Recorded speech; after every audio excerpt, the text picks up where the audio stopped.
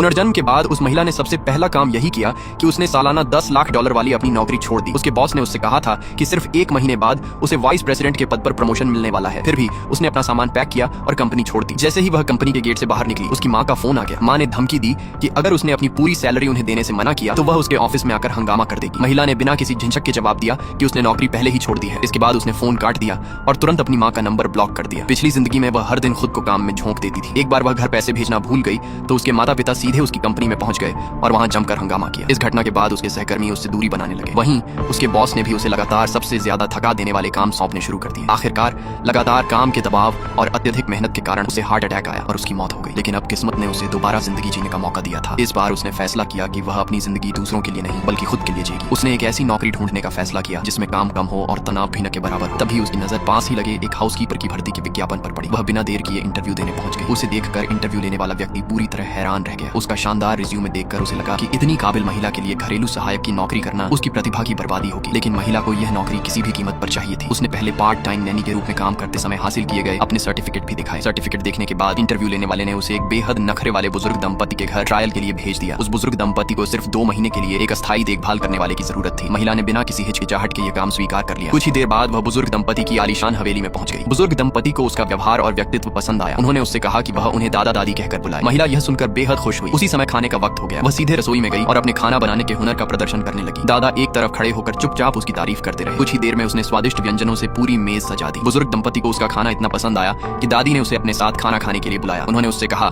कि अब से वह इस हवेली को अपना घर ही समझे। महिला का दिल कृतज्ञता से भर गया। उधर एक अमीर बिजनेसमैन को उसकी नौकरी छोड़ने की खबर मिल चुकी थी। वह काफी समय पहले ही उस महिला को अपनी कंपनी में काम करने के लिए मनाने की कोशिश कर चुका था। इसलिए उसने तुरंत अपने असिस्टेंट को उसका फोन नंबर ढूंढने का आदेश दिया। लेकिन महिला ने अपना पुराना सिम कार्ड बदलकर नया नंबर ले लिया था। बिजनेसमैन खुद उसके पुराने घर के कॉम्प्लेक्स में पहुंच गया। वहां पड़ोसियों से पूछने पर उसे पता चला कि महिला पहले ही वहां से जा चुकी थी। इधर देखते ही देखते 2 महीने बीत गए और महिला का आखिरी कामकाजी दिन आ गया। उस दिन दादा दादी ने उसे कोई भी काम करने से रोक दिया। महिला ने सोचा कि शायद वे उसके जाने से पहले उसके लिए विदाई समारोह करने वाले हैं। लेकिन तभी दादा एक जन्मदिन का केक लेकर आए और दादी ने उसे जन्मदिन की शुभकामनाएं दी। महिला अचानक समझ गई कि आज उसका अपना जन्मदिन था। उनके इस छोटे से लेकिन दिल छू लेने वाले एहसान ने उसे अंदर तक भावुक कर दिया। ये पहली बार था जब उसे अपने परिवार से सच्चा अपनापन मिला था। उसकी आंखों से आंसू निकल पड़े और उसने कबूल किया कि वह उन्हें छोड़कर बिल्कुल नहीं जाना चाहती थी। तभी दादी को याद आया कि उनके पोते के घर का हाउसकीपर हाल ही में नौकरी छोड़ चुका था। उन्होंने महिला से अपने पोते के घर जाकर उसकी देखभाल करने का काम संभालने के लिए कहा। लेकिन वह पोता कोई और नहीं बल्कि वही अमीर बिजनेसमैन था जो कभी उसे अपनी कंपनी में नौकरी पर रखना चाहता था। जब महिला ने उसका नाम सुना तो वह सदमे में रह गई। कई साल पहले उसने अनजाने में उसका एक बेहद महत्वपूर्ण बिजनेस प्रोजेक्ट उससे छीन लिया था। वह प्रोजेक्ट उसके करियर की सबसे बड़ी हार साबित हुआ था और उसके पूरे करियर में वही उसकी एकमात्र असफलता थी। अब महिला ने फैसला किया कि वह अपनी